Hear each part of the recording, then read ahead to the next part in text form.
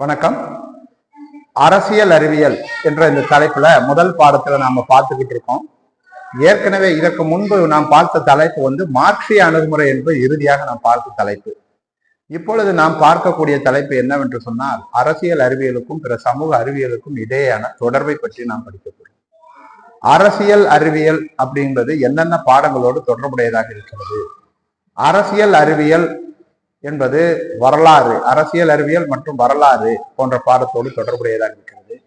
அரசியல் அறிவியல் என்பது பொருளியல் பாடத்தோடு தொடர்புடையதாக இருக்கிறது. எப்படி தொடர்புடையதாக இருக்கிறது? அரசியல் அறிவியல் என்பது அறவியல் பாடத்துடனும், அதே போன்ற அரசியல் அறிவியல் என்பது சமூகவியல் பாடத்துடனும் எந்த அளவு தொடர்புடையதாக இருக்கிறது என்பதை பற்றியும், உளவியலுக்கும் அரசியலுக்கும் உள்ள தொடர்பை பற்றியும், பொது நிர்வாகம் மற்றும் அரசியல் அறிவியல் இந்த பாடங்களுக்கெல்லாம் உள்ள அரசியல் அறிவியலுக்கும் இந்தந்த பாடங்களுக்கும் உள்ள தொடர்பை பற்றி இப்பொழுது நாம் இந்த வகுப்பில் விரிவாக காண இருக்கிறோம். அறிவியல் மற்றும் வரலாறு. அரசியல் அறிவியலுக்கும் மற்றும் வரலாறு பாடங்களுக்கும் உண்டான தொடர்பு என்ன என்பதை பற்றி இப்பொழுது நாம் இதில் பார்ப்போம். அரசும் அதன் நிறுவனங்களும் வரலாற்றின் படிப்படியான வளர்ச்சியால் உருவானவை ஆகும். அரசு தனக்குரிய பொதுவான சட்டங்களையும் கொள்கைகளையும் வரலாற்று உண்மைகளின் அடிப்படையிலேயே கண்டறிந்துள்ளது என்பது உண்மையாகும். அரசியல் வரலாறு என்பது அரசியல் நிகழ்வுகளையும் அரசியல் இயக்கங்களையும் விவரிப்பதாகும். ஃப்ரீமேன் என்ற ஒரு அரசியல் அறிஞர் இருக்கிறார். அந்த ஃப்ரீமேன் அவருடைய கூற்றுப்படி வரலாறு என்பது கடந்த கால அரசியல், அரசியல் என்பது நிகழ்காலத்தின் வரலாறு என்பது அவருடைய ஒரு வாதமாக இருக்கும். இது ஒரு பொருத்தமான விளக்கமாகும். ஜான் சீலே என்று சொல்லக்கூடிய ஒரு அரசியல் அறிஞர் என்ன சொல்லுகிறார் என்றால், அவர் தனது மேற்கோளில் அரசியல் இல்லாத அறிவியல் வரலாறு இல்லாத மரம் என்றும், அதே போல வரலாறு இல்லாத அரசியல் அறிவியல் என்பது வேறு இல்லாத மரமாகும் என்றும் அவர் விளக்குகிறார். இந்த உதாரணம் இரண்டு பாடங்களுக்கும் உள்ள நெருங்கிய தொடர்பை பற்றி விளக்குகிறது. அரசியல் அறிவியலுக்கும் வரலாறு என்ற ஒரு அமைப்புக்கும் இருக்கக்கூடிய நெருங்கிய உறவை பற்றி ஜான் சீலேவினுடைய கருத்து என்பது என்னவென்று சொன்னால், பலமில்லாத, அதாவது அரசியல் அறிவியல் இல்லாத வரலாறு பலமில்லாத மரம் என்றும், அதே போல வரலாறு இல்லாத அரசியல் அறிவியல் என்பது வேறு இல்லாத மரம் என்றும் அவர் விளக்குகிறார். அதுக்கு அடுத்தபடியாக அரசியல் அறிவியல் மற்றும் பொருளியலுக்கு உண்டான தொடர்பு. அரசியல் அறிவியலுக்கும் மற்றும் பொருளியலுக்கு உண்டான தொடர்பு. பொருளியல் என்பது அரசியல் அறிவியலின் ஒரு கிளை பிரிவு. அரசியல் அறிவினுடைய ஒரு கிளை பிரிவு தான் பொருளியல் என்பது. பழங்கால கிரேக்கர்கள் அரசியல் என்பது ஒரு பொருளியல் என்பது அரசியல் அறிவியலின் ஒரு கிளை பிரிவு என்று பழங்கால கிரேக்கர்களுடைய எண்ணமாக, கருத்தாக இருந்தது. அவர்கள் அரசியல் அறிவியல் பாடத்தினை அரசியல் பொருளாதாரம் என்றே அழைத்தார்கள். ஒரு காலகட்டத்திலே இந்த பொருளாதாரம் என்று சொல்லக்கூடியது அரசியல் பொருளாதாரமாகத்தான் இருந்தது. அதை நன்கு கவனித்துக் கொள்ள வேண்டும். அரசியல் பொருளாதாரமாகத்தான் இருந்தது. எல்லோராலும் அழைக்கப்பட்டது அரசியல் பொருளாதாரம் என்றுதான் இருந்தது. அதன் பிறகு ஆல்பர்ட் மார்ஷல் என்று சொல்லக்கூடிய பொருளாதாரத்தின் தந்தை என்று சொல்லக்கூடிய ஆல்பர்ட் மார்ஷல் என்று சொல்லக்கூடியவர் வந்துதான், இல்லை, இது அரசியல் பொருளாதாரம் என்பது ஒரு குறுகிய அமைப்பில் இதை கொண்டு சொல்லக்கூடாது, பொருளாதாரம் என்பது பறந்து விரிந்த ஒரு அமைப்பு, ஆக இந்த பொருளாதாரம் என்பது அனைத்து பிரிவுகளாலும் அனைத்து சமூகத்தினருக்கும் பொருந்தக்கூடியது என்று ஆல்பர்ட் மார்ஷல் அவர்கள் தான் அந்த பொருளாதாரத்தை தனியாக கூறினார். அரசியல் பொருளாதாரம் என்று அதை கூறக்கூடாது என்று விவரித்தவர் ஆல்பர்ட் மார்ஷல் அவர்கள் தான்.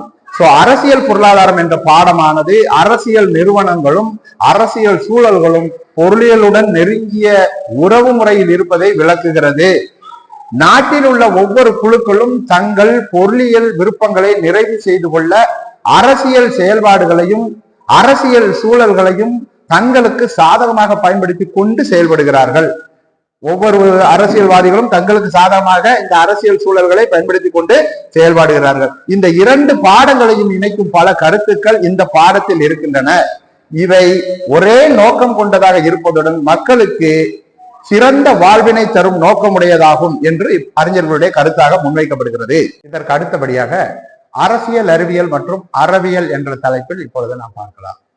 அறவியல் என்பது அரசியலோடு நெருங்கிய தொடர்புடைய சமுதாயத்தில் இன்றைய காலகட்டத்தில் ஒவ்வொரு மனிதர்களும் அரசியலோடு நெருங்கிய தொடர்புடையதாக இருக்கிறார்கள். அது நேரடியாகவும் மறைமுகமாகவும் நெருங்கிய தொடர்புடையதாக இருக்கிறார்கள்.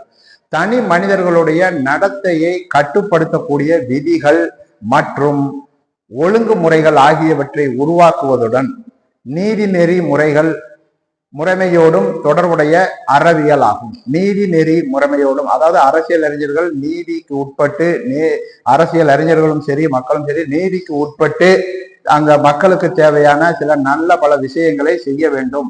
ஆகையினால்தான் நீதி நெறி முறைமையோடும் தொடர்புடையதாக இந்த அறவியல் என்பதாகும். அதே போல அரசியல் அறிவியல் என்பது அரசியல் முறைமையின் அறிவியல் ஆகும். அரசியல் அறிவியல் என்பது அரசியல் முறைமையின் அறிவியல் ஆகும். அரசியல் அறிவியல் மற்றும் அறவியல் ஆகிய 2 பாடங்களும் மனித சமுதாயத்தை மிகவும் சரியான மற்றும் மாண்பான வாழ்வினை உயர்வான ஒரு வாழ்வினை நோக்கி நெறிப்படுத்துவனவாகும். அரசியல் அறிவியலும் அறவியலும் மனிதர்களினுடைய மாண்பான வாழ்வை நோக்கி நெறிப்படுத்தக்கூடிய ஒரு பாடமாக முன்வைக்கப்படுகிறது. அதற்கு அடுத்து நாம் பார்க்க இருப்பது அரசியல் அறிவியல் மற்றும் சமூகவியல். இந்த பாடத்திற்கு உண்டான தொடர்பு எப்படி இருக்கிறது என்பதை பற்றி இப்போ பார்ப்போம். அரசியல் அறிவியலும் மற்றும் சமூகவியலும் ஒன்றோடொன்று நெருங்கிய தொடர்புடையதாக இருக்கின்றது என்று சொல்லப்படுகிறது. அரசு மற்றும் பிற அரசியல் நிறுவனங்கள் அனைத்தும் எவ்வாறு தோன்றி வளர்ந்தன என்பதன் அடிப்படையில் மற்றும் பிற அரசியல் நிறுவனங்கள் அனைத்தும் எவ்வாறு தோன்றி வளர்ந்தன என்பதன் அடிப்படை தகவல்களை இந்த சமூகவியல் பாடமே நமக்கு தர முடியும். சமூகவியல் பாடம்னா சமுதாயம் சார்ந்த, சோசியாலஜின்னு சொல்றோம் இல்லையா, அந்த சமுதாயம் சார்ந்த, சமுதாயம்னா யாரு? மக்களினுடைய நடவடிக்கைகள், அவர்களுடைய செயல்பாடுகளை பற்றி நாம் படிக்கக்கூடியதான் இந்த சமூகவியல் என்பதை பற்றி நாம் படிக்கிறோம். அரசியல் அடுத்தபடியாக நாம் பார்க்க இருக்கக்கூடிய தலைப்பு அரசியல் அறிவியல் மற்றும் பொது நிர்வாகம். அரசியல் அறிவியலும் பொது நிர்வாகமும் மிகவும் நெருங்கிய தொடர்புடைய பாடங்களாக விளங்குகிறது. பொது நிர்வாக பாடத்தில் வரும் பொது என்ற வார்த்தை அரசாங்கத்தை குறிக்கக்கூடியது. பொது நிர்வாகம் என்ற ஒரு வார்த்தையில பொது என்று சொல்லக்கூடியது எதை குறிக்கிறது என்று சொன்னால் அது அரசாங்கத்தை குறிக்கிறது. பொது நிர்வாகம் என்பது அரசு சாரா அமைப்புகளையும் உள்ளடக்கியதாக விளங்குகிறது. பொது நிர்வாகம் என்பது அரசாங்கத்தின் கொள்கைகளை செயல்படுத்துவதாகும். அரசியல் அறிவியல் என்பது பொது கொள்கைகளை உருவாக்கக்கூடிய நடைமுறையாகும். அரசியல் அறிவியல் மற்றும் பொது நிர்வாகம் ஆகிய 2 துறைகளின் நோக்கங்களுமே ஒப்புமை உள்ளதாக கருதக்கூடியது. ஒப்புமை என்று சொன்னால் ஒன்றோடு நெருங்கிய தொடர்புடையதாக இருக்கக்கூடியது. ஒப்பிட்டு இவை 2மே வளங்களை தகுந்த முறையில் பயன்படுத்துவதுடன் சமூக நலனை மேம்படுத்துகின்றன. இவ்வாறு அதாவது இந்த அரசியல் அறிவியல் என்பதும் பொது நிர்வாகம் என்று சொல்லக்கூடியதும் வளங்களை தகுந்த முறையில் பயன்படுத்துகின்றது. அது மட்டுமல்ல, சமூக நலனையும் மேம்படுத்துகின்றன. இவ்வாறு அரசியல் அறிவியல் பாடம்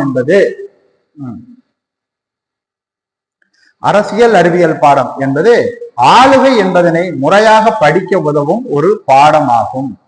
அரசியல் அறிவியல் பாடத்தில் அறிவுபூர்வமான முறைகளும் செயல் அறிவிலான பகுப்பாய்வும் செயல்படுத்தப்படுகின்றன. செயல் அறிவிலான பகுப்பாய்வும் அறிவுபூர்வமான முறைகளும் இவற்றில் பயன்படுத்தப்படுகின்றன. அதில் செயலறிவிலான புலனாய்வுகள் இருப்பினும் துல்லியமான முன்கணிப்புகள் மிகவும் குறைவாகவே உள்ளன. அரசியல் அறிவியலானது அரசு, அதன் அங்கங்கள் மற்றும் நிறுவனங்களை பற்றி ஆராய்கிறது. அந்த அரசியல் அறிவியல் என்பது அரசு, அரசினுடைய அங்கங்கள் இவற்றை பற்றி நன்கு ஆராய்கிறது. மேலும் அரசியல் அறிவியல் பாடத்தில் சமூகம், பண்பாடு, பொருளாதாரம் மற்றும் உளவியல் காரணிகள் அதிகம் கலந்துள்ளன. பிற சமூக அறிவியல் பாடங்கள் அனைத்தில் இருந்தும் அரசியல் அறிவியல் பாடம் நிறைய கருத்துக்களையும் தகவல்களையும் பெற்றிருந்தாலும் அதிகாரத்தின் மீதான அதன் தனி கவனம் அதனை பிற துறைகளிடமிருந்து வேறுபடுத்தி காட்டுகிறது. அரசியல் அறிவியல் என்ற இந்த பாடத்தில் அதிகாரம், ஒப்பீட்டு அரசியல், அதிகாரம் என்பது ஒரு வரி, அதிகாரம், ஒப்பீட்டு அரசியல், பன்னாட்டு உறவுகள், அரசியல் கோட்பாடுகள், பொது சட்டங்கள், பொது கொள்கைகள் என அரசியல் அறிவியலின் பல உட்பிரிவு பாடங்களில் கவனம் செலுத்தப்படுகின்றது. அரசியல் அறிவியலை கற்பதன் மூலமாக அரசியல் நடைமுறைகள், அரசாங்க முறைமை மற்றும் குடிமக்களின் வாழ்வில் அது எங்கனம் தாக்கத்தினை ஏற்படுத்துகிறது என்பதனை அடிப்படைகளை புரிந்து கொள்ள முடியும் என்று அறிஞர் பெருமக்களால் முன்வைக்கப்படுகின்றது. என்ன மாணவர்களே, இதுவரை நடத்திய நாம் அரசியல் அறிவியல் என்ற அறிமுகம் என்ற இந்த பாடம் இதுவரை உங்களுக்கு புரிந்திருக்கும் என்று நான் நினைக்கிறேன். இதற்கு அடுத்தபடியாக நாம் பார்க்க இருக்கக்கூடிய அரசியல் அறிவியலில் நாம் பார்க்க இருக்கக்கூடிய பாடம் அரசு என்று 2வது பாடமாக இருக்கிறது. இந்த சேனல் உங்களுக்கு பிடிச்சிருந்ததுன்னா லைக் பண்ணுங்க, ஷேர் பண்ணுங்க, சப்ஸ்கிரைப் பண்ணுங்க. மேலும் விவரங்களுக்கு என்னுடைய வாட்ஸ்அப் சேனலை அணுகவும்.